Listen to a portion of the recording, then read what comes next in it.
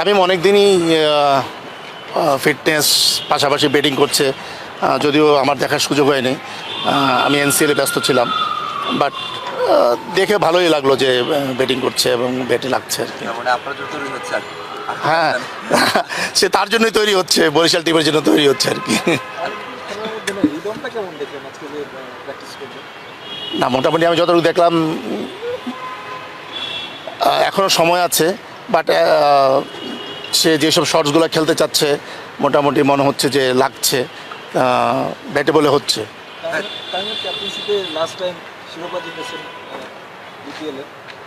এবার তো সেই প্রত্যাশায় থাকবে, বা আপনার দলটা নিয়ে যদি বলেন কেমন হলো বা কতটুকু প্রত্যাশা রাখছে? না, অবশ্যই প্রত্যাশা তো, আমরা ডিফেন্ডিং চ্যাম্পিয়ন, এবছরও আশা করি চ্যাম্পিয়ন হওয়ার। এবং টিম ওয়াইজ যদি আমরা দেখি যে আমরা যখন টেবিলে টিম বানাই, আমাদের টিম আমাদের লাকও ফেভার করেছে। দিতে চাই বিসিবিকে যে এরকম একটা এনসিএলের লঙ্ঘাবর্ষণের পাশাপাশি এই বিপিএলের আগে এরকম একটা টুর্নামেন্ট অ্যারেঞ্জ করার জন্য, যেহেতু প্র্যাকটিসের ওইরকম সুযোগ সুবিধা আমাদের কম, সো এখানে ম্যাচ অ্যারেঞ্জ করে এই প্র্যাকটিসটা দেওয়া এবং পাশাপাশি কিছু ইয়াং প্লেয়ার আমরা দেখতে পারবো যারা পরবর্তী সময়ের জন্য রেডি বাংলাদেশের জন্য। সো এরকম টুর্নামেন্ট খুবই প্রয়োজন ছিল এবং অনেক দিনের ইচ্ছা ছিল সবারই, হয়তো এখন এটা বাস্তবায়িত হতে যাচ্ছে। বাট খুবই আমি বলবো যে হেল্পফুল হবে সবার জন্য।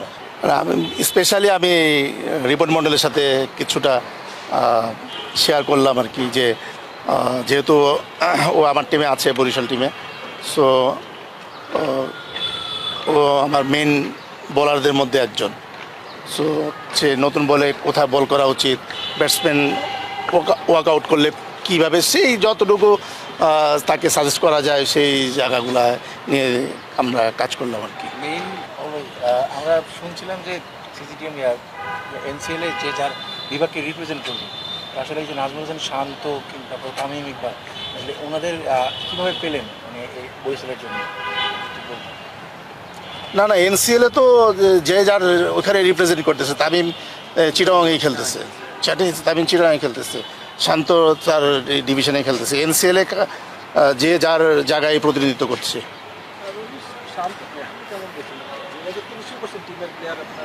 না, শান্ত ইনজুরি হওয়ার পর শান্ত বাংলাদেশ টিমের ক্যাপ্টেন, সে যত তাড়াতাড়ি পারে সে তো চাবেই কামব্যাক করতে, দেশকে রিপ্রেজেন্ট করতে। সো আমার সাথে যদিও কথা না হয়, বাট ফিজিওর সাথে কথা হয়েছে এবং ন্যাশনাল টিমের ফিজিও আমার টিমেরই ফিজিও বাইজিৎ।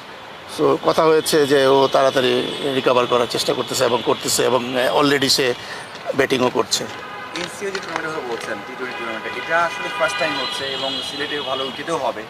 সেই দিক থেকে কতটা বেনিফিটেড হবে, মানে শুধুমাত্র বিপিএল মাথায় রেখে না, মানে যারা ইয়াংস্টার আছে, যারা মানে অনেক সময় টাচের বাইরে থাকে, ন্যাশনাল টিমের জন্য কতটা বেনিফিটেড হবে এই টুর্নামেন্টটা?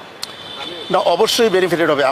আমি বললাম কিছুক্ষণ আগে যে কিছু ইয়াং যারা নাকি বিপিএলে সুযোগ পাচ্ছে না, 4 জন করে বিদেশি প্লেয়ার খেলছে এবং তারা একদম নির্দিষ্ট জায়গাগুলোতে খেলছে। হ্যাঁ, স্লগ ওভারের বোলার খেলছে, আবার ফার্স্ট 6 ওভারে বিদেশি প্লেয়ারাই খেলছে। সো ওইখানে টিমগুলো জেতার জন্য তাদের টিম ওইভাবে গোছাচ্ছে, কিন্তু এইখানে সেই সুযোগটা আছে যে দেশি প্লেয়াররা খেলবে।